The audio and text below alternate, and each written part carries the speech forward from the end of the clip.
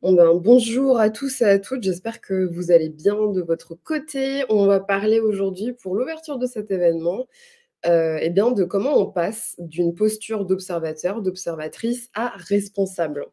Le but étant d'enrayer les biais racistes dans les expériences utilisateurs et utilisatrices, donc ça va être le sujet pour la keynote de ce matin et je remercie vraiment Yoann pour cette invitation, ça me fait vraiment très, très plaisir. Alors pour les personnes qui ne me connaissent pas, moi c'est Marcy Erika et mon nom de famille c'est Charolois. Je suis l'ancienne rédactrice en chef de We Love Dev. Alors il y a peut-être des gens dans les commentaires qui vont dire: «Ah ouais, moi je connais We Love Dev», voilà, donc peut-être qu'on s'est déjà, vu sur cette plateforme-là.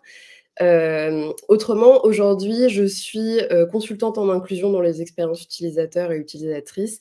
J'ai travaillé pour Patentech et sinon, je suis toujours en freelance. Donc si jamais vous avez des besoins en termes, d'UX, n'hésitez pas à me faire un petit coucou et à pinguer juste après. Autrement, je fais des conférences et je pense qu'il y a des sujets de conférences que vous connaissez déjà. Donc le sujet de conférence que j'ai défendu, c'est: «Pourquoi vous n'attirez et ne retiendrez pas les femmes dans vos équipes tech?».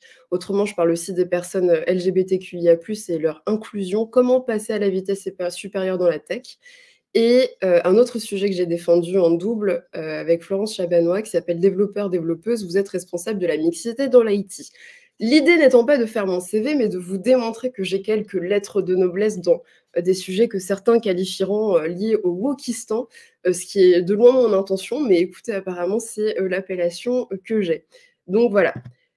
Je vous ai dit aujourd'hui, on va parler, de biais racistes et je pense que pour commencer ce sujet, il est important de comprendre quelle est moi mon histoire personnelle avec, ce sujet-là et pourquoi j'en viens à en parler et surtout à le défendre quotidiennement, dans, mes tâches et dans mon travail. Quand j'étais enfant, moi j'ai été, du coup en école primaire où j'étais la seule enfant qui était dite, de couleur à l'époque, donc j'étais une enfant non blanche. J'étais vraiment l'enfant noir et d'ailleurs c'est un petit fait intéressant en tant que personne métisse. Il y a peut-être des gens qui vont se reconnaître dans cette, situation, mais j'ai beaucoup pâli avec le temps. Notre peau, elle a tendance à perdre un petit peu en mélanine. Du coup, les autres enfants dans ma classe et dans mes classes, me disaient toujours que ma couleur de peau, elle ressemblait soit à du chocolat, soit à du café, soit à de la merde. En termes, d'expérience, pour commencer sa vie, c'est pas ouf, honnêtement. C'est vraiment pas la meilleure des dispositions. Du coup, moi, j'ai compris qu'en fait, pour être, blanc, c'était beaucoup plus simple, pour avancer en société et je me souviens qu'à 6 ans, je priais pour être une enfant, du coup blanche et non, d'ascendance, africaine. Je dis ça parce que c'est quelque chose qui est hyper commun. En fait, c'est ce qu'on appelle une expérience commune, une expérience sociale commune. Il y a peut-être des personnes qui, dans les commentaires et qui sont là et qui suivent cet événement, qui vont se reconnaître dans cette expérience. Ce que j'essaie de dire surtout, c'est que, c'est par cette expérience commune que des gens vont, avancer dans la vie et vont finalement se construire toute une identité autour. Ce qui est pas forcément le meilleur pas pour avancer dans la vie et pour commencer et débuter dans la vie, mais c'est une expérience commune qui est significative dans les expériences utilisateurs et utilisatrices des personnes dites non blanches. Bon, donc par la suite, moi forcément j'ai grandi, et je suis atterrie au bout d'un moment dans le marché, du travail et là ça a été l'inverse. En fait, on m'a félicitée parce que j'avais pas les cheveux, afro ni bouclés et qu'on m'a dit que c'était, beaucoup plus professionnel. Voilà et donc les recruteurs et les recruteuses, moi, quand ils me demandaient mon origine, alors déjà on ne demande pas les origines dans les entretiens d'embauche, sachez-le, si jamais, il y a une loi qui l'interdit. Elle est très rarement respectée, mais en tout cas moi on me l'a déjà posée et donc on a vraiment insisté sur le fait que c'était une opportunité pour la boîte, que je fasse pas trop africaine et qu'en plus de ça, je pouvais bien représenter la marque. Donc, pour avancer dans la vie de cette manière-là, c'est quand même assez perturbant, cette inversion des rôles. OK, moi, je viens d'une famille qui est vraiment, multiculturelle. J'ai de la famille du coup qui est, malgache, mais dans mes origines, j'ai 22 ethnies. Alors il y a de l'Asie, il y a de l'Afrique forcément, il y a de la péninsule ibérique, il y a de la Scandinavie. Je sais, ça se voit pas trop. Il y a du Moyen-Orient et il y a aussi de l'Amérindien. Ça, c'est le fondement de ce qui fait qu'aujourd'hui, je me classe dans les personnes qui sont dans un militantisme empathique radical parce que j'estime que toutes les personnes qui ont été délaissées sur le bord de la route dans les expériences utilisateurs, notamment dans la conception produit et dans la tech, plus largement, méritent, d'avoir quelqu'un qui porte leur voix ou en tout cas d'avoir quelqu'un qui, peut aussi parler, en leur compte. En tout cas, moi, c'est comme ça que j'ai fondé, mes tâches quotidiennes. S'il y a des gens qui connaissent cette femme, c'est très cool. Si vous la connaissez pas, je vous dis, allez regarder ce qu'elle fait. Cette, femme, c'est mon rôle modèle. Elle s'appelle Rokhaya Diallo. C'est une féministe, franco-africaine qui se dit inclusive et intersectionnelle. Alors déjà, c'est mon rôle modèle parce qu'elle est vivante et ça fait du bien parce que moi, je me retrouve pas trop dans Ada Lovelace. Elle est morte il y a très, très longtemps. Alors même si c'est une femme dans la tech qui a fait partie des fondements, moi, j'aime bien avoir des personnes qui s'intéressent aux expériences utilisateurs et utilisatrices de manière contemporaine et moderne. Et Rokhaya Diallo, elle a rédigé un livre qui s'appelle, «Racism: A User's Guide». Donc en fait, c'est un guide pratique, d'expérience utilisateur vis-à-vis du racisme. Et elle y a dit quelque chose qui, moi, a retenu mon attention, qui est donc cette phrase suivante, qui explique ceci, qui dit: «Lorsque des groupes sont racisés, cela induit une universalisation de la neutralité des autres. Ainsi, des femmes et des hommes issus de la diversité sont déclarés de couleur, universalisant le neutre de la couleur blanche, accepté de fait comme la référence incontestée». J'ignore s'il y a des personnes qui sont au courant de ce qui s'est passé avec, cette histoire de Band-Aid, cette histoire de, du coup de bande, qui était déclinée dans plusieurs couleurs aux États-Unis, mais c'était pas le cas en France, en tout cas, pas avant 2017 de ce que je sais, parce qu'en 2017, c'est à ce moment-là que Rokhaya Diallo a commencé à en parler publiquement, disant qu'on avait un souci dans la représentativité des expériences des personnes, du coup dites non blanches. Et ça avait fait un tollé, je m'en souviens parfaitement parce que c'était un moment où, moi-même je me posais beaucoup de questions sur, sur ces sujets-là et quand elle a décidé de mettre en avant cette expérience-là, moi, je vous avoue un truc, j'ai été victime de mes propres biais. Je vous ai dit, je suis passée d'une expérience où je faisais partie d'une minorité, où ensuite on m'a glorifiée d'être une minorité qui passait et du coup, je voyais pas le problème. Vraiment, je voyais pas le problème avec les band-aid et je me disais: «Mais en fait, je vois pas l'intérêt» parce qu'au final, le plus important, c'est d'avoir la fonctionnalité, d'avoir, voilà, une bande, qui permet de pas avoir d'entrée bactérienne et qui, aussi, limite finalement, l'écoulement de sang, donc éviter la contamination externe, mais aussi interne. Oui, sauf qu'en fait, il y a ce truc-là où finalement on se rend compte que, quand même, on a évolué pendant des années avec uniquement ces 2 rangs de couleurs et notamment celui-ci, alors que, toutes les autres personnes ont été largement oubliées. Et c'est ça la posture qui est intéressante, c'est comprendre pourquoi dans les expériences utilisateurs et utilisatrices, on peut aller plus loin dans la personnalisation des expériences, sans négliger la partie fonctionnelle. Donc, une fois qu'on a parlé de ça, moi je vais vous raconter quelque chose, qui m'est arrivé professionnellement, qui est donc ma participation à un concours national qui a été organisé par, comme vous pouvez le voir ici, par Louis Vuitton. Donc une marque que j'imagine vous connaissez et donc j'étais chef de projet et chef de produit avec, une équipe que vous pouvez voir ici et si vous attardez un petit peu sur cette équipe-là, vous pouvez voir qu'on vient de partout. Rien que sur les prénoms, sur les apparences physiques, vous pouvez voir qu'on est à la fois européens, il y a des asiatiques, il y a des personnes arabes, il y a des personnes maghrébines, il y a des personnes africaines, donc du coup, il y a des personnes qui sont noires, il y a des personnes juives, il y a des personnes qui portent le voile, donc qui sont musulmanes, il y a des personnes de péninsule ibérique, il y a des personnes créoles aussi qui sont là. Donc voilà.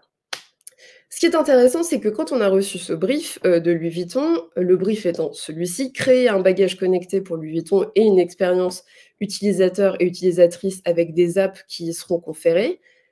On s'est dit: «Super, l'idée est géniale, mais en fait, on fait quoi?» Et donc il a fallu brainstormer et l'évidence, ça a été celle-ci, c'est qu'au bout d'une journée de réflexion, on s'est dit: «Mais en fait, il faut qu'on parte de nous».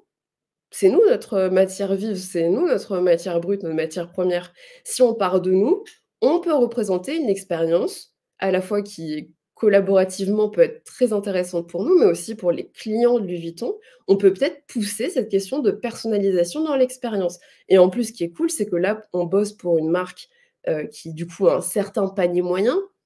Donc il y a des vues business sur lesquelles on peut explorer à fond, la question de personnalisation mondiale. Donc ça a été le résultat et on s'est dit: «Allez, let's go, on y va, on se lance». OK, donc Ça, une fois fait, il a fallu réfléchir à toute l'ADA. L'ADA, elle a été hyper intéressante parce que la valise connectée, en gros, elle a un écran qui est dissimulé ici, donc là, vous pouvez le voir, avec l'écran non activé et l'écran activé. Et donc il a fallu réfléchir au design du bagage, ce qui nous a amené dans cette idée de personnalisation à aller loin dans l'expérience mondialisante. Donc on a un bagage européen, un américain, un africain, un arabique et un asiatique juste ici. Cela étant dit, vous pouvez voir quelque chose d'assez intéressant sur les bagages, c'est qu'en fait, au centre, vous avez systématiquement un gros symbole qui représente, le symbole continental qu'on a voulu représenter à travers, cette exploration, à travers ce voyage pour nos clients. Ça, c'est cool, mais du coup, ce que ça veut dire, c'est qu'il a fallu qu'on pousse vraiment notre recherche. Parce qu'une fois qu'on a fait une grosse représentation continentale, il faut qu'on aille aussi plus loin pour représenter les autres personnes, pardon, du continent. Ce qui fait qu'en Europe, par exemple, heu, on a décidé de mettre le logo de la tour Eiffel, mais aussi d'aller plus loin avec tout un liseré qui reprend des motifs, d'Europe de l'Est et au centre, qu'on voit peut-être, je pense que normalement vous devez le voir, en fait, vous avez les azuleiros. Alors pour toutes les personnes qui sont parties en Espagne, au Portugal, je pense que ça vous parle, c'est ce témoignage de métissage qui existe entre l'Afrique et l'Europe, lors de l'installation des musulmans dans la péninsule ibérique et on s'est dit: «OK, donc si on commence à réfléchir comme ça, on peut aller encore plus loin». Pour le bagage américain, on a fait la même chose, donc on s'est dit: «Amérique, très bien», donc ça fait penser aux États-Unis quand même, donc on va mettre la Statue de la Liberté puisque c'est quand même le continent qui a vu une grosse partie de l'immigration, donc quelque part, c'est un symbole qui peut fonctionner avec à peu près n'importe quel pays, dans la symbolique, dans l'idéologie que ça a. Mais nous, il a fallu qu'on recherche encore d'autres trucs. Donc on a commencé à réfléchir, au Mexique, à toute la partie plutôt centrale du continent et autour, on s'est attardé sur des motifs plutôt relatifs aux tribus aztèques, aux tribus mayas qui existaient. Donc vraiment, on a fait tout un voyage aussi dans l'histoire des Amériques et donc ça, c'est ce qu'on a fait systématiquement. Donc c'est ce qu'on a présenté à Louis Vuitton.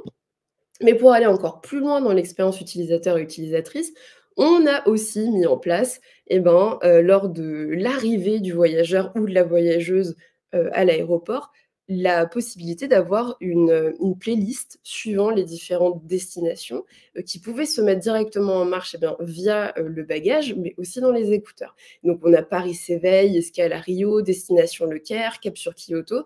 Donc vous voyez, on peut vraiment pousser l'expérience dans les plus petits détails et c'est ça qui est super cool. Il y a 2 applications. Vous pouvez vérifier, elles existent vraiment sur l'App Store. En tout cas, celle qui s'appelle, City Guide existe vraiment. C'est une plateforme sur laquelle les clients et utilisateurs, de Louis Vuitton vont, se donner des conseils, donc des tips en termes de voyage. C'est vraiment une application qui est plutôt, elle, communautaire. L'idée étant d'avoir beaucoup plus d'engagement, de stimuler la rétention aussi des voyageurs, de leur propulser des guides, parce que là, c'est ce que vous voyez sur les petites vignettes, multicolores, ce sont des guides par destination, ce qui fait qu'en fait, ils peuvent vraiment avoir un partage, d'expérience en tant que client premium, qui va leur être poussé systématiquement sur l'app. Ensuite, on a l'application, du bagage, donc ça, c'est ce que nous, on a intégralement créé. Là, on a juste, fait quelques petits fittings sur l'expérience, mais hem, ce qui était intéressant, c'était surtout de travailler sur la partie My Luggage. Il y a toute une question de gestion de son bagage, de comment checker certains chiffres, j'allais dire KPI, mais du coup ça certains chiffres sur, la consommation de son voyage, la consommation de son app connectée, de son bagage connecté. On peut aller plus loin aussi dans une gamification, c'est-à-dire qu'à chaque fois qu'on arrive dans une destination, hop, on a un badge qui, se met sur l'app et que du coup, vous pouvez afficher sur l'écran. On a poussé un peu le délire un peu chauvin, mais c'est assez cool de se dire: «OK, voilà, moi, je suis au Canada ou je suis à Tokyo, je peux customiser quand même mon écran connecté sur tout un thème Tokyo, sur tout un thème Canada et du coup, je peux représenter le pays dans lequel je suis». Ça peut être sympa. Il y a aussi, des accès à des données et des services premium qu'on avait mis en place tels que, voilà, des visites guidées. C'est-à-dire que si tu te balades avec ton bagage, le temps d'arriver jusqu'à l'hôtel ou alors, je sais pas moi, d'avoir ton, ton taxi qui arrive, et ben, tu peux avoir vraiment le guide intégral de toutes les étapes de ton voyage dans tes écouteurs depuis ton app ou depuis ton bagage connecté. Et aussi des services de conciergerie.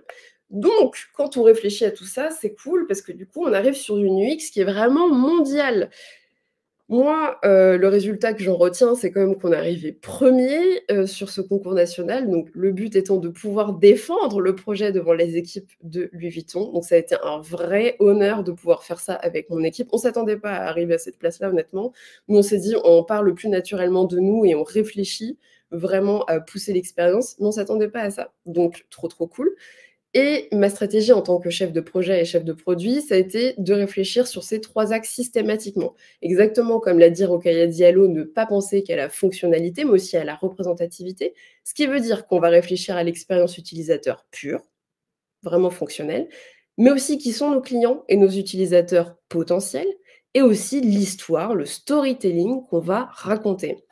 C'est les 3 ingrédients qui nous ont été, vraiment, optimistes pour arriver à cette première place. Ce qui se passe souvent quand on réfléchit à l'UX, on réfléchit à ces 3 points. Je vous le disais, fonctionnel, donc est-ce que le produit il est fonctionnel et est-ce qu'il est utilisable? On réfléchit aussi à l'esthétique, et on réfléchit à l'expérience. Donc ça, c'est cool, quand on développe un produit, un service en équipe, c'est vraiment les 3 points centraux. Mais il y a pas que ça. Surtout en 2024, il y a vraiment pas que ça. Donc on va rajouter un petit peu d'épices dans la recette. Les autres points sur lesquels moi je m'attarde, lors de ce concours, mais aussi au quotidien dans mes tâches quand j'accompagne mes clients, c'est d'aller checker, en fait, en termes de trigger, ce qui va se passer sur l'esthétique. Est-ce qu'on va augmenter la désirabilité du produit chez le client et l'utilisateur? Ensuite, on a parlé de fonctionnel et d'utilisable. OK, mais dans ces cas-là, on va vérifier si auprès de ces populations, le produit, il est faisable technologiquement parlant. Et quelles sont les petites subtilités qui vont s'immiscer dans cette expérience utilisateur. Et en termes d'expérience aussi, eh ben, on ne développe pas que pour, développer, hein, on ne fait pas que du code pour faire du code, bah, sauf si c'est votre side project et que vous n'avez pas, de vue, monétaire dessus. Mais généralement, on le fait aussi pour le business, donc on le fait pour la viabilité de l'entreprise. Donc c'est intéressant, mais il y a encore un autre point qu'il faut rajouter à cette, recette, eh bien, c'est le point éthique et responsable. Si on veut avoir une adoptabilité du produit et du service qu'on développe auprès, de nos utilisateurs et utilisatrices qui soit optimale, il faut absolument réfléchir à tous ces points qui sont liés à l'éthique et à la responsabilité. Et vous le voyez, tous les points sont littéralement vraiment, interconnectés les uns aux autres. Il y a quelque chose d'intéressant là-dedans, c'est qu'il ne faut pas oublier qu'en fait, chacun des points, vraiment, va avoir le potentiel de créer des biais racistes. J'aurais pu vous dire, des biais, validistes pour les personnes handicapées et la question de l'accessibilité si c'est un sujet qui vous parle. J'aurais pu vous dire des biais, misogynes si on parle d'un produit qui est développé uniquement à l'attention, d'un public féminin, par exemple. Donc vu qu'aujourd'hui on parle des biais racistes, j'insiste là-dessus. Il faut se dire que vraiment chaque point va avoir son lot de biais racistes et donc je sais que c'est pas ouf, mais c'est ce qu'on va travailler aujourd'hui, c'est ce qu'on est en train de travailler depuis un petit moment déjà. Alors, moi, mes trouvailles en tant que chef de projet, et ça c'est hyper important, c'est qu'il faut se dire que l'inclusivité ethnique dans l'UX, elle est nécessaire et c'est pas une option. Déjà, il faut qu'on aille titiller tous et toutes quelle est notre norme. Et donc il faut qu'on sorte de la norme du groupe, de l'équipe, de la nation dans laquelle on est, puis peut-être aussi du continent dans lequel on est pour aller plus loin et sortir de notre norme personnelle. Il faut aussi qu'on arrive à définir ce qu'est l'ethnicité. Donc on parle de qui, on parle de quelles croyances culturelles et on parle de quelle couleur de peau. Par exemple, si je dis, noir et arabe et musulman et juif, je suis pas en train de faire du CNews, je suis juste en train de dire, noir, arabe, musulman, juif, africain et cetera et en fait, il faut qu'on ait la possibilité de dire ces mots sans que ça devienne, un objet à polémique. C'est pas du tout c'est pas le but, quand on est en train de travailler les expériences utilisateurs. Donc il faut savoir dire les termes et ne pas en avoir peur. Il faut aussi qu'on se réapproprie l'histoire avec un grand H, mais les histoires humaines du monde entier. Il faut aussi qu'on réfléchisse à comment on devient un acteur ou une actrice de l'inclusion dans les cas utilisateurs.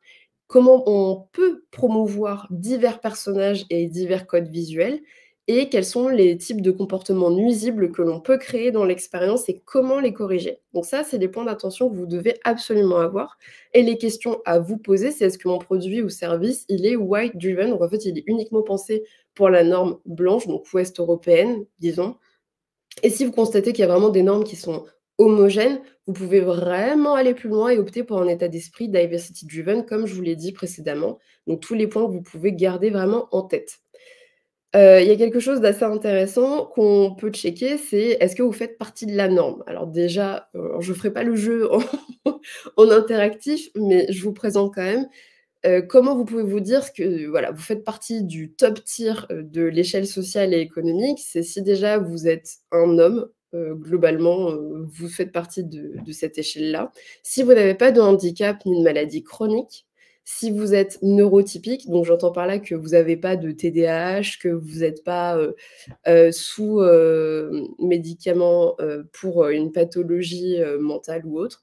Ça peut être les troubles de l'humeur, troubles d'anxiété, troubles de la bipolarité. Ça peut être aussi du coup, la neuroatypie la plus pure, hein, type, vous êtes, HPI ou HPE. Donc si vous n'avez pas rempli tous les points que j'ai dit, vous êtes neurotypique. Vous n'êtes pas trans, donc du coup, vous êtes cisgenre. Si vous êtes une personne hétéro et si vous avez la peau blanche et que vous avez un pouvoir d'achat conséquent, quand j'entends enfin, ce que je dis par pouvoir d'achat conséquent, c'est que vous arrivez à payer des choses en fin de mois sans vous poser de questions, vraiment. Donc si vous avez rempli tous ces points-là, c'est intéressant de se dire que vous faites partie vraiment du sommet de l'échelle sociale et économique. Pourquoi? Parce qu'en fait, on se rend compte que quand on fait partie de tous ces points-là, eh ben, dans l'UX, vous allez faire partie de ce qu'on appelle les expériences neutres, des expériences typiques et des expériences standards. Évidemment qu'il y a des évolutions et qu'il y a des choses qui sont un petit peu plus, représentatives de la diversité aujourd'hui, mais on a quand même attendu jusqu'au 2021-2022 pour vraiment mettre un pied dedans et pouvoir poser les mots dessus. Donc preuve qu'il y a quand même des choses qui sont, en voie d'amélioration, mais qu'on peut, aller, pousser encore plus loin en termes, d'expériences atypiques, du coup, liées aux minorités. Et donc vous avez toute une richesse qui vous attend là, ce qu'on appelle les autres gens, les gens un peu comme nous qui rentrent pas, dans, cette échelle-là. Et la user experience, elle a désespérément besoin de vous ici. Moi, il y a un truc qui m'a vraiment guidée, qui me guide toujours, mais dans le cadre de ce projet avec, Louis Vuitton, ça a été de systématiquement poser la question à toutes les personnes de mon équipe et je dis bien toutes les personnes, c'est-à-dire que même les personnes dites issues de minorités, il faut toujours se challenger. Je vous l'ai dit, moi la première en 2017, je voyais vraiment pas le problème du manque de représentativité sur les band-aids de couleur. Donc on peut vraiment tous et toutes porter, des biais racistes en nous, hein, même en tant que personne racisée ou, non blanche. C'est hyper important de se le dire et de se l'avouer. Du coup, en tant que chef de projet, j'allais tout le temps checker si, en fait, nos prises de position et nos prises de développement, elles étaient pas basées sur du jugement et elles étaient pas motivées par l'ego. Parce que parfois, on a notre ego qui est là et qui a envie de dire: «Oui, mais moi, oui, mais non, mais en fait, je pense pas comme ça». Alors, ça veut pas dire qu'on ne doit pas avoir ces discussions, au contraire, c'est hyper important, mais il faut bien se rendre compte que la décision finale, il faut pas qu'elle réside uniquement dans une motivation à l'ego. Ça ne fonctionne pas. Tout ça pourquoi? Parce qu'en fait, si on n'a pas d'empathie et ben, on peut pas développer le meilleur produit pour les clients et pour les utilisateurs finaux. Donc toujours passer à un mode empathic driven. Vraiment, vraiment. Alors, dans les expériences utilisateurs, il y a des points qui fonctionnent assez bien, qui représentent les biais et les lois qui influencent nos normes. Je vous en présente 3 aujourd'hui, il y en a beaucoup plus, mais du coup, il y a l'effet, Von Restorff. Ça, c'est un effet qui est assez intéressant. Normalement, en principe, là, vous avez vu les carrés, mais vous les avez pas vraiment vus. Ce qui a surtout, marqué votre attention, c'est ce point blanc. Ce qui veut dire que tout ce qui se différencie d'une norme va beaucoup plus apparaître que, quelque chose qui va être totalement homogène et c'est pour ça que parfois on a des expériences qui peuvent être, ben, discriminantes par défaut parce que finalement on peut, tout à fait en fait notre œil naturel va vraiment se porter sur cet élément de différenciation. Ce qui fait que parfois quand vous avez des femmes ou des minorités sur, X ou Twitter qui disent: «Ouais, moi dans la tech quand je check, et ben les expériences que je peux avoir dans le monde corporate et que je vais sur Welcome to the Jungle par exemple, tout ce que je vois c'est que dans l'équipe il y a que des mecs et il y a une femme». Et bah, du coup, sachez que ça, c'est vraiment cet effet-là qui s'appelle donc l'effet von Restorff et qu'il est normal aussi qu'en tant que personne, bah, du coup, si on est le point blanc de la masse, on va forcément avoir notre œil porté dessus. Donc il se peut que ces femmes ou ces minorités ne mentent pas quand elles disent qu'elles ne voient que ça. Elles voient que la masse et vu qu'elles sont l'élément différenciant, elles vont systématiquement, hop, s'affilier par leur biais cognitif en se disant: «OK, mais comment du coup moi je peux me mêler à cette masse-là?» Il y a aussi ce qu'on appelle, la loi de similarité. Donc ça, par exemple, je sais pas, vous avez, une équipe où il y a, plusieurs femmes, admettons, plusieurs femmes, du coup non blanches. On peut se dire qu'elles vont plus se reconnaître les unes, les autres que du coup, bah, le reste de la masse. En fait, tous les éléments de différenciation, faut bien comprendre qu'en fait, votre œil, systématiquement, votre cerveau reptilien, il va chercher tout ce qui va être similaire et tout ce qui va, être soit des éléments de différence ou alors des éléments de similarité. Il y a une autre loi qui est hyper intéressante, qui s'appelle la loi de Postel et ça, j'ai envie de vous dire, c'est le truc qui doit vous guider. Si un jour vous êtes amené à challenger du produit ou si vous le faites, n'hésitez pas à vous dire que constamment vous devez être un peu plus, libéraux, sur les choses que vous acceptez, mais vous devez rester conservateur dans les choses que vous allez créer. Et ça, c'est hyper important parce que parfois, on a envie de réinventer la roue, dans notre manière de manufacturer des produits tech, ou du logiciel ou peu importe. Mais en fait, c'est pas forcément utile. L'innovation, elle peut vraiment venir de la stabilité conservatrice de lois qui sont immuables et j'ai envie de dire tant mieux. Par contre, on peut alimenter toute notre conception produit, et logiciel et de services en ayant des vues un petit peu plus ouvertes et un petit peu plus diversifiées. Ce qu'on doit garder aussi en tête, c'est que nous, on partage une histoire humaine influente qui fait de nous l'humanité, tout simplement. Et donc, je vous propose à partir de maintenant que nous passions d'un mindset, produit-service, plutôt calibré pour la norme blanche, donc right driven, à un état d'esprit diversity driven. On va faire un petit voyage là, ensemble, à travers l'humanité. Le départ, c'est maintenant, je vous préviens, il y a quelques turbulences, donc bienvenue sur, Air Humanity. Vous allez voir, c'est intéressant. En commentaire, je ne sais pas si vous pouvez répondre, mais du coup, qui sont ces personnes? En principe, là, je pense qu'il y a des gens qui vont dire: «C'est les All Blacks» et du coup, si vous le dites, ouais, bien joué, c'est exactement ça. Heu, qu'est-ce qu'ils font? Qu'est-ce que ces personnes sont en train de faire? Là, je pense que vous êtes en train de dire qu'elles sont en train de pratiquer le haka et encore une fois, c'est une bonne réponse et là, je vais vous demander de regarder ce que ces personnes ont en commun. Alors, en principe, il y a 2 points qui vont se dégager dans les commentaires. Vous allez me dire que ce sont tous des hommes, normalement et aussi, vous allez me dire qu'ils ont des tatouages. OK, donc ils ont des tatouages, au niveau des bras, notamment. Alors, faut savoir que le haka, historiquement, c'est pas fait que par les hommes. C'est fait de manière mixte et du coup, dans ces tribus-là, il y a aussi des personnes qu'on qualifie et qui se qualifient de non binaires, donc il y a des personnes trans. C'est tout à fait admis, dans ces ethnies-là et il faut savoir donc que le haka étant mixte, il y a en réalité et bah, pas que cette, expérience qu'on a l'habitude nous de voir, qui est donc, un cri guerrier entre hommes, de manière très tribale avec des tatouages, sur les bras et sur les cuisses, mais en réalité une danse qui s'effectue entre les différentes populations, donc hommes, femmes et non binaires et chaque mouvement va signifier quelque chose. OK, donc ça c'est un point qui est important à garder en tête. Donc déjà rien que ça, c'est une expérience qui a été donc plutôt white driven versus l'expérience authentique.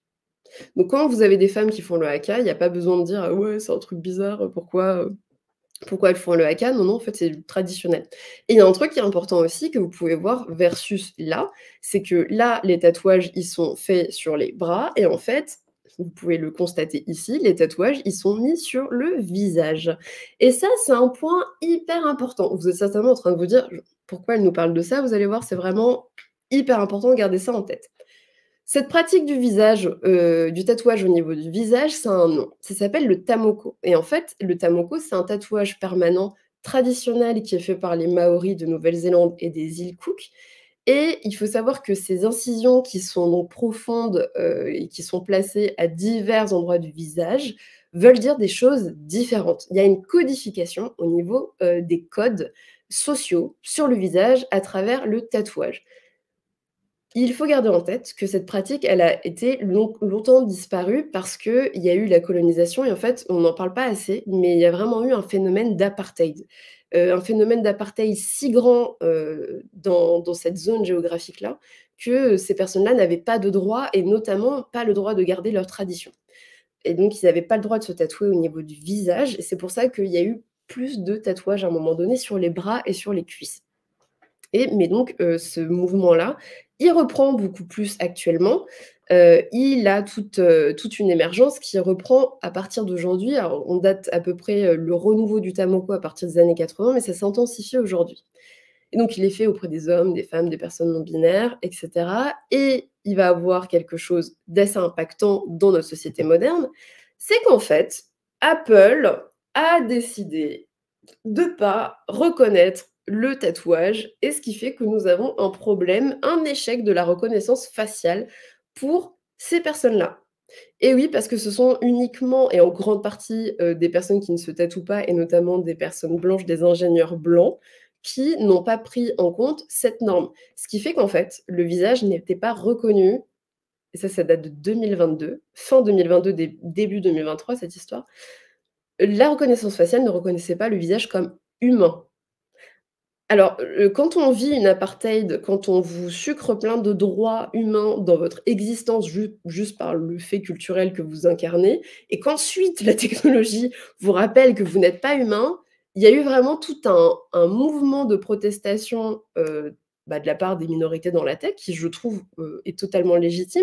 Parce qu'en fait, on est censé avoir des outils qui nous facilitent la vie. Le Face ID normalement, voilà, hop, je prends mon téléphone, tac, le truc il se débloque et donc, c'est censé nous rendre la vie plus simple. Mais si c'est pas le cas, du coup, ça pose des questions. Et donc, ça va poser des questions sur les points dont je vous parlais, quasiment au début. C'est comment on crée des produits qui sont fonctionnels et qui sont faisables technologiquement parlant, pour tous et toutes. Et donc, on n'ait pas des expériences qui entravent, l'expérience de certaines communautés. Il y a aussi, du coup, d'autres, tribus qui fonctionnent très bien aussi sur ces points-là, parce qu'on a une recrudescence maintenant, de tatouages, tout un renouveau de tatouages traditionnels.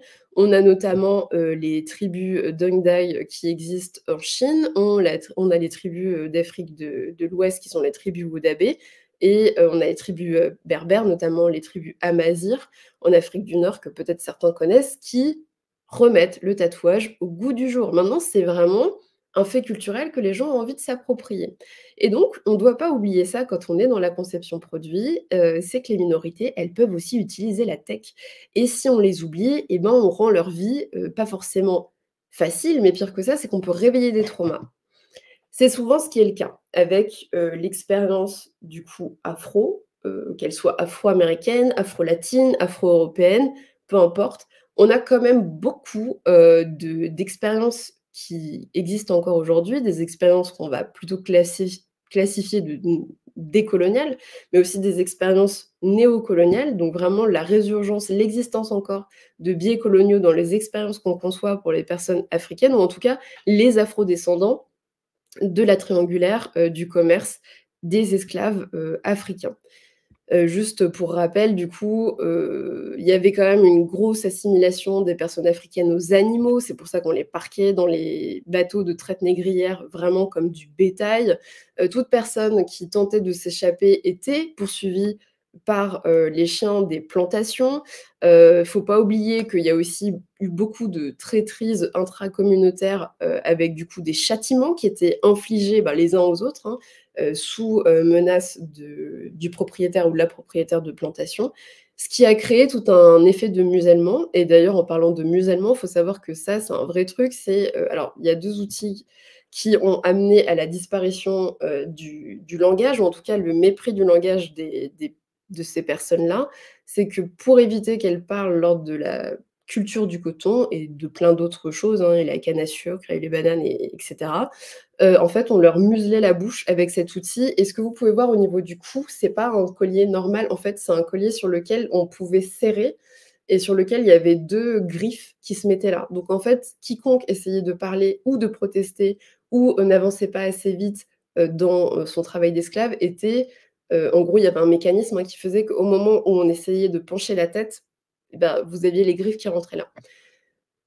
On rajoute à ça le fait qu'évidemment, ils ont pas droit à la parole. Vous pouvez comprendre que certaines personnes, du coup, qui ont encore cet héritage-là dans leur famille, qui vivent, on peut le voir même aujourd'hui, hein, je veux dire en Martinique avec beaucoup d'oppression néocoloniale, et ben, on peut comprendre que certaines personnes descendantes de cela ne supportent pas l'appellation master slave, et j'ai envie de dire, en fait, on est personne pour, challenger ce truc-là. Moi, j'estime que s'il y a des gens que ça gêne, bah, je dois le comprendre et c'est tout à fait OK, en fait. Je suis personne pour estimer que, cette expérience-là, elle doit être négligée. Surtout qu'on peut remplacer l'appellation et la nomination master slave pour, main secondary, leader follower, parent child, et il y a toute une liste qui existent, et il faut comprendre que la langue, elle est omniprésente par défaut, et de fait, encore réduire au silence, et ben, les descendants de ceux qui ont été réduits au silence, c'est mine de rien aller chercher un petit peu trop loin dans les triggers, et je peux tout à fait entendre que, bah, du coup, on puisse changer d'appellation pour des appellations qui sont un petit peu plus, bah, humaines finalement. Toujours sur la partie, afro, descendant, il y a quand même un point qui est important à garder en tête, c'est l'exemple de Google. On est encore dans un exemple d'échec de reconnaissance faciale. Je ne sais pas si vous étiez au courant, mais en fait, quand Google a lancé ses datasets pour faire de la reconnaissance d'images, les personnes noires étaient reconnues par défaut pour des singes, donc il y avait toute une confusion, c'est-à-dire que chaque personne noire était flaguée comme un singe, et donc par diverses espèces. Là, notamment, on a le cas d'un couple qui était flagué comme, un couple de gorilles. C'est vraiment hyper violent en termes d'expérience, et donc il y avait pas mal de personnes de minorités dans la tech qui s'étaient dit: «OK, mais en fait, il y a un moment donné, il faut aller diversifier, les datasets, il faut diversifier les équipes. C'est juste pas possible qu'on puisse encore être dans la comparaison, des noirs aux animaux, en 2016, ce n'est pas normal». Bon, évidemment, en 2024, c'est toujours pas normal, et on a plusieurs exemples là-dessus. Alors je sais pas si vous êtes au courant, mais le dernier village du coup colonial qui a fermé dans le monde, il est en France, et il a été fermé en 1993 ou en 1994, et c'était le village, Bamboula. Donc c'est vraiment, pas ouf en termes d'expérience, encore une fois, mais ce qui veut dire qu'on a vraiment des choses très contemporaines et modernes qui existent. Là, on a le cas d'un filtre de beauté qui est parti, bah, blanchir littéralement la peau de l'utilisateur qui s'est forcément plaint, sur Twitter à l'époque, en disant que c'était pas possible que dans la tech, on puisse encore avoir des choses qui puissent aller alimenter des triggers. Donc on n'est personne pour juger ça. Alors on a toute une liste d'appellations qui existent, hein, ça m'est aussi arrivé. Donc forcément, en tant que personne qui guide les expériences utilisateurs et utilisatrices, c'est des choses qu'on doit pousser, en termes de on n'appelle pas les gens comme ça. Alors déjà, bah, évidemment, tous les asiatiques ne sont pas chinois. On n'appelle pas les asiatiques jaunes ou bananes, ça on me l'a déjà dit. On m'a dit que, bah, il y avait une collaboratrice en équipe tech qui était trop bien parce qu'elle était très efficace et que c'est une banane, et du coup je me suis dit: «Mais c'est quoi? Qu'est-ce que ça veut dire? C'est quoi une banane?» Donc je pose la question: «Qu'est-ce que c'est une banane?» La personne me dit: «Ah non, mais en fait elle travaille très, très bien, c'est une bonne développeuse. En fait, c'est assez simple, c'est juste qu'elle est jaune de l'extérieur et blanche de l'intérieur». Et franchement, je me suis dit: «Waouh, ah ouais, non, bah, là, c'est ch là, Jean-Michel, on va pas pouvoir, non, je vais t'expliquer 2 secondes que c'est pas on peut pas dire ça». Donc il y a aussi tout un tas d'oppressions qui existent dans, bah, dans les équipes, hein, intra-équipe, et ce qui va alimenter aussi, bah, tous ces phénomènes, qui crée le mal-être à la fois dans le développement des produits, surtout si vous avez des communautés internationales avec lesquelles vous travaillez, mais aussi les personnes qui font la diversité dans vos équipes. Donc Ching Chong, on dit pas, voilà, ne pas mélanger, indien et hindou, parce que hindou, c'est, une religion. Éviter de confondre les personnes musulmanes avec les sikhs parce que, bah, ça a rien à voir. Et aussi un point intéressant, c'est que, ce qu'on appelle le type caucasien, je j'ai jamais trop compris pourquoi, mais le type caucasien, les caucasiens, c'est une vraie ethnie, et du coup, il y a tout un effacement culturel qui existe parce que les caucasiens, ils habitent dans l'Asie occidentale, et ça regroupe, les Arméniens, les Azéris, les Géorgiens, les Iraniens, et cetera. Donc replacer les mots, replacer le lexique, c'est aussi important pour ne pas, effacer certaines ethnies. Donc, si on veut aller plus loin dans la partie esthétique et désirabilité du produit, qu'on va créer chez l'utilisateur final, il faut réfléchir à ces codifications. C'est-à-dire que déjà les couleurs n'ont pas la même signification suivant, les cultures et suivant les ethnies. Donc ne pas hésiter à pousser votre culture là-dessus parce que suivant la destination du produit, vous pouvez avoir certaines failles, dans la représentativité des normes que vous allez induire dans l'expérience utilisateur. Typiquement, voilà, vous pouvez utiliser le vert, mais si le vert dans la culture brésilienne, ça représente la malchance, c'est pas ouf, du coup, si vous avez des clients brésiliens. C'est un exemple, parmi, tant d'autres et donc voilà, ce que vous pouvez faire aussi, c'est aller sur le neutre. Alors le neutre, par défaut, c'est des emojis jaunes, donc c'est pas on m'a déjà posé la question, on m'a déjà dit: «Mais du coup, vu qu'ils sont jaunes, c'est des chinois?» Non. Non, c'est juste l'expérience neutre. Donc si vous voulez pas aller plus loin dans la customisation, moi perso, c'est mon cas, je vois pas d'intérêt personnel pour moi, aller me représenter par des emojis diversifiés, bah, le faites pas. Du coup, vous pouvez utiliser des neutres, mais autrement, vous pouvez aller plus loin avec des emojis spécifiques et vous pouvez vraiment aller encore plus loin aujourd'hui. Mais au moins, c'est cool, vous êtes sûr d'être dans la représentation de vos clients et de vos utilisateurs et vos utilisatrices finaux. Il y a aussi quelque chose qui est très important, notamment si vous faites du formulaire, ça, il faut réfléchir à ça assez rapidement, c'est la capacité à avoir des noms très différents. Vous avez des ethnies dans le monde où les noms sont très, très, très, très, très, très longs, et vous allez avoir des ethnies dans le monde où les noms vont être très courts. Typiquement, Cédric O, il s'appelle juste O, et donc il a qu'une seule lettre. Donc si le formulaire dans lequel il rentre son identité dit que c'est rejeté, et ben, il faut aller challenger tout ça. Donc si vous faites ce type de conception, n'hésitez pas à vous poser la question de: «Est-ce qu'on a bien, mis tous les caractères spéciaux? Quel est le type de limite de caractères qu'on a mis?» hem, Parce que ça peut devenir très enquiquinant pour certains noms et notamment si vous travaillez dans les administrations telles que, je sais pas moi, travailler sur des logiciels, gouvernementaux type, délivrance de citoyenneté dans des préfectures et autres, et ben, ça peut vraiment repousser hem, comment dire? Des choses qui sont demandées par les citoyens, des attestations qui sont recommandées et du coup ça rallonge, certains, accès à la citoyenneté ou en tout cas, certains accès, bureaucratiques et donc c'est pas forcément, l'idéal. Ça aussi dans la conception et ça dans le code, ça se voit, mais on s'est retrouvé confronté à ce problème avec cette histoire chez Louis Vuitton, c'est qu'on ne code pas de la même manière suivant les langues qu'on va créer dans les interfaces.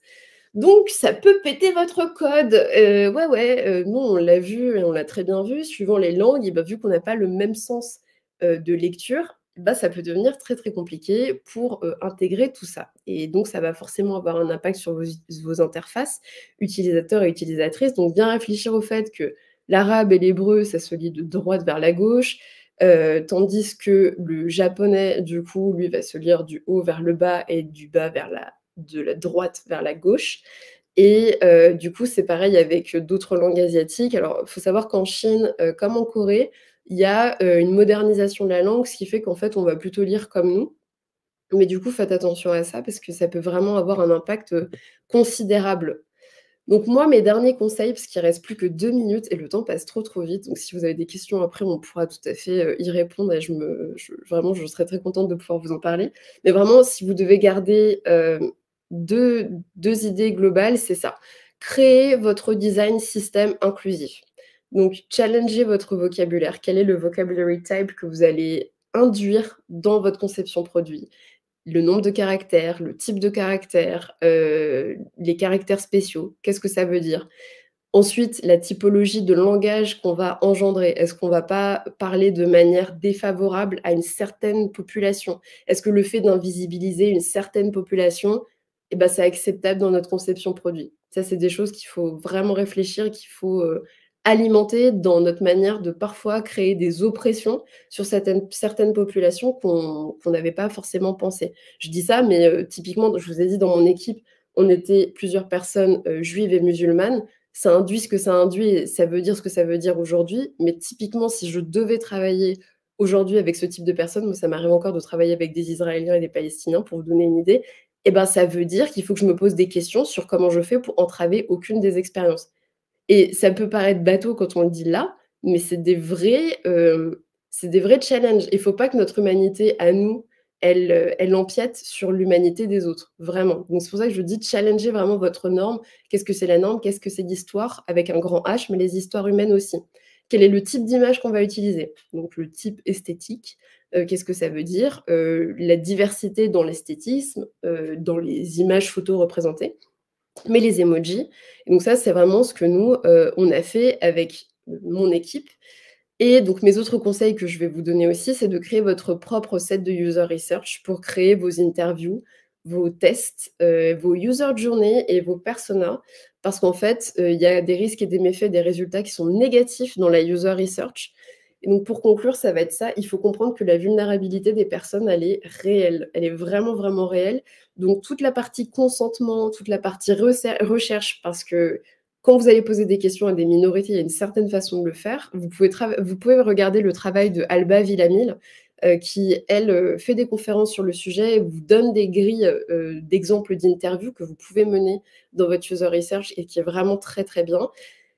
Et donc, pour conclure, il faut garder vraiment en tête que les bons formulaires d'interview, pour aller plus loin dans les expériences utilisateurs et utilisatrices, il faut qu'ils soient compréhensibles, il faut qu'ils soient clairs, il faut que chaque, information soit vraiment en opt-in, que ce soit culturellement approprié, que ce soit aussi accessible, bah, pour tout le monde, hein, que ce soit aux personnes en handicap ou pas, et que ce soit également modifiable et retirable.